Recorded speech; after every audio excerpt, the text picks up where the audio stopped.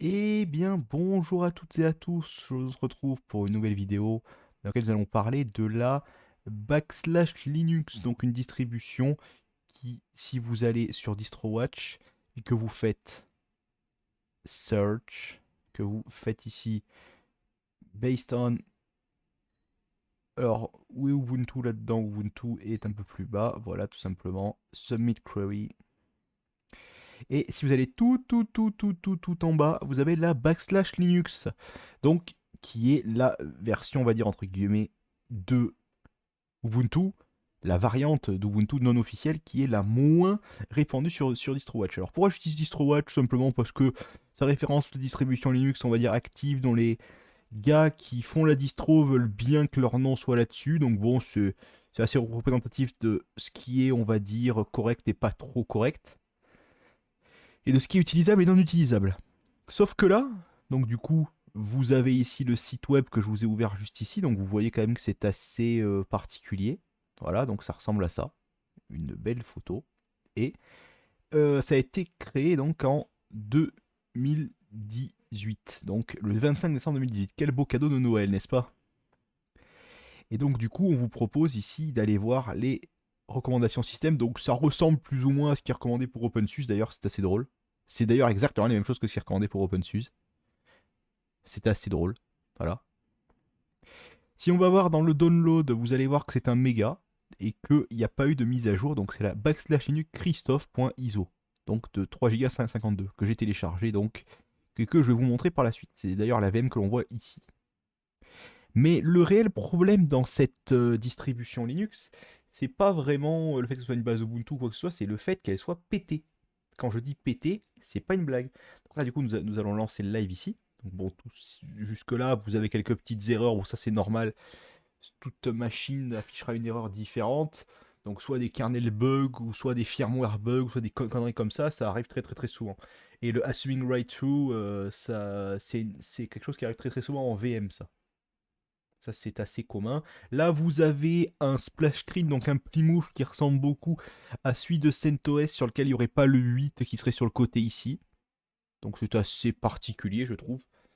Ou même le 7 aussi, parce qu'avant, il y avait la même chose, mais avec un 7. Et ça se lance. Ça met un petit peu de temps, visiblement. Mais là, du coup, ça se lance. Sur des tests précédents, ça ne se lançait même pas. C'est-à-dire qu'en fait, il me demandait un nom d'utilisateur et un mot de passe. Donc le nom d'utilisateur c'était backslash et le mot de passe, il n'y en avait pas.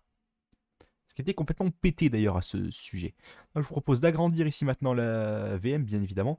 J'utilise VMware maintenant pour ce genre de truc là, c'est beaucoup plus facile et beaucoup plus intéressant et beaucoup plus rapide pour vous et pour moi de faire des machines virtuelles. Donc maintenant, toutes les VM que vous verrez, c'est la fin de VirtualBox pour moi, malheureusement.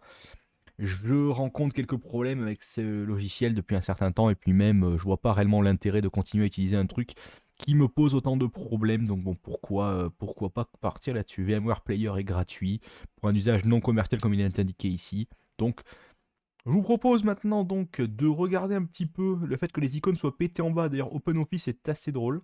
Pourquoi OpenOffice? OpenOffice 4.1.4. Donc next. On va mettre test.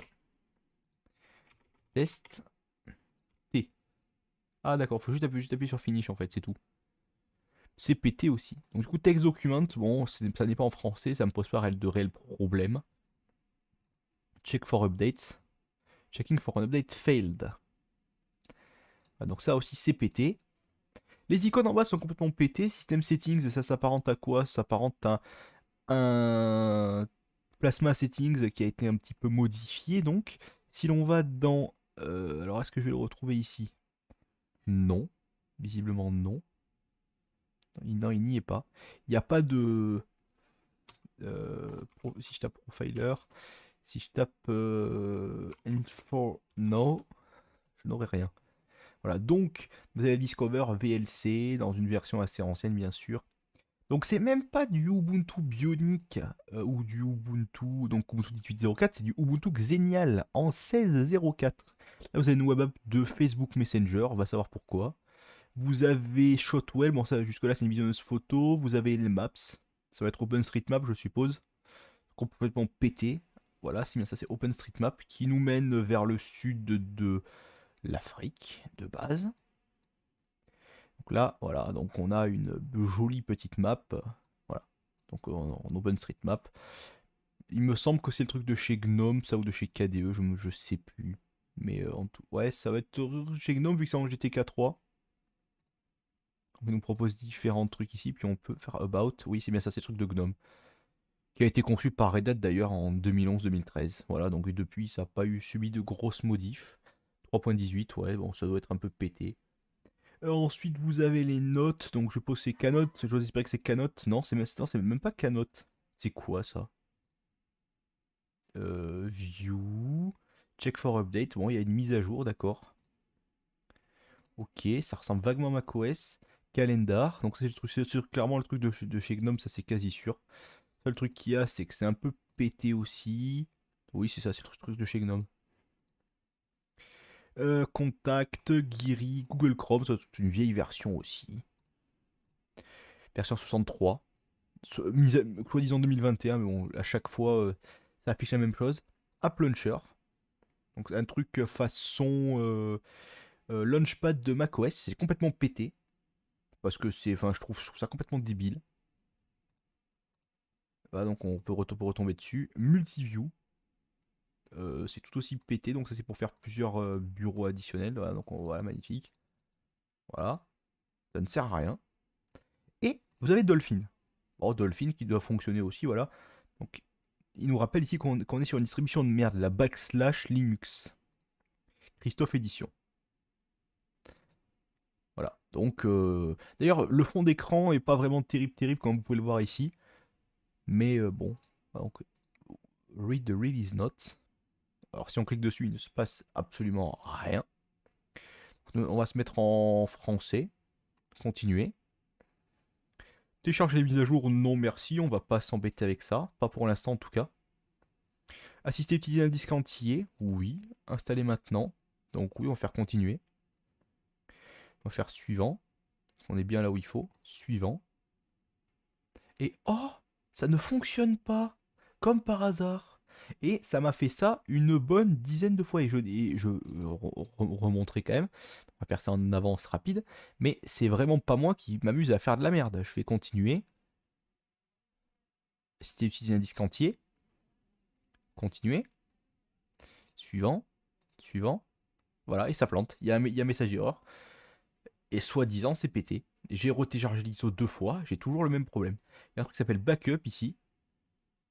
Je sais pas si c'est time shift. Non, c'est pas time shift ça. C'est peut-être déjà dupe. Je ne connais pas ce genre de... Ah voilà, déjà dupe, exactement. Je ne connais pas ce genre de truc de backup puisque je ne me sers pas de ça. Je ne vois pas l'intérêt de se servir d'un truc de backup comme ça. Quand on a plusieurs disques durs et que donc du coup on sauvegarde ces trucs à droite à gauche sur des clouds et sur tout un tas d'autres services. D'ailleurs, vous avez un truc de mise à jour ici qui propose des mises à jour. Et ça ressemble un petit peu au truc que l'on a sur OpenSUSE d'ailleurs quand on utilise KDE Plasma. Donc c'est assez drôle, ça va utiliser Discover je pense. Voilà. Bon ça, sur OpenSUSE vous avez différents trucs en fonction des environnements de bureau. Par exemple ici, là, ça utilise un truc de chez... qui s'appelle Package Update Indicator, qui est un truc que là du coup on ne peut pas voir puisque les mises à jour ont été faites, mais le jour où ce truc là détecte des mises à jour, il vous affiche toute une liste, vous les proposant. Mais concrètement, on a fait un petit peu le tour. Donc là, on a Gmail aussi, une web app pourri. Bon, c'est même pas une web app, c'est tout simplement un raccourci par le navigateur. Backslash Pro Support. Oh là là là là là là. Ça n'existe plus. Je vous propose le Community Support. Essayons de voir si ça marche tout autant. Non. We are migrating to our new forums. I agree. Click here to go to the new forums. Ça ne fonctionne pas. C'est trop bien. Reload, ça ne marche pas. D'ailleurs, c'est complètement pété, parce que là, du coup, ça ne fonctionne pas. Je vous propose de. On peut même pas faire de retour, on est obligé de faire comme ça, c'est complètement pété. En fait, ça utilise un. Alors, attendez. I'm unable to, to, to play Netflix on Firefox. Moi, il y a carrément un autre problème, je suis unable to install, ce qui est encore pire que ça. Et c'était. Alors, ça ne vient vraiment pas du fait que j'utilise. euh, VMware, puisque avec VirtualBox, l'autre jour, ça ne fonctionnait pas non plus. Donc, j'ai même pas de terminal en bas. Je vais voir s'il y a un terminal qui est proposé comme dans la liste. La console. Donc, du coup, nous allons faire un sudo apt update. Et vous allez voir que ça ne fonctionne pas non plus. Parce que, bien évidemment, il y a des dépôts qui ont été pétés depuis. Donc, notamment, au niveau du dépôt CD-ROM, ça ne... Bon, ça, on s'en fout à la rigueur, on pourrait le supprimer.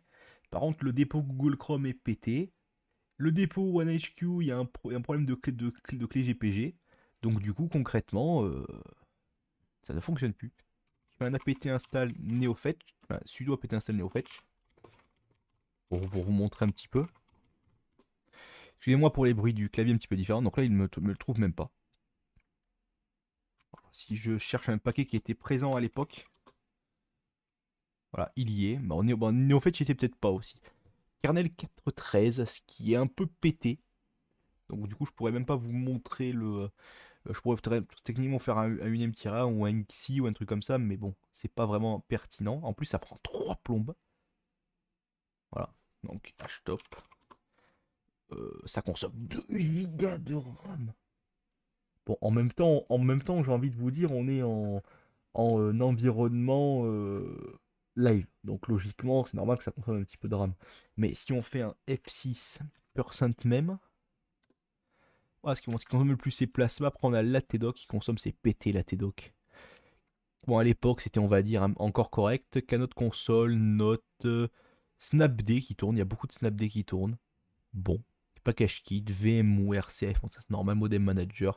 Il y a beaucoup de trucs qui tournent concrètement, c'était une DGLFI, donc même si je l'aurais installé, j'aurais gueulé. Sur ce, salut à tous et à la prochaine.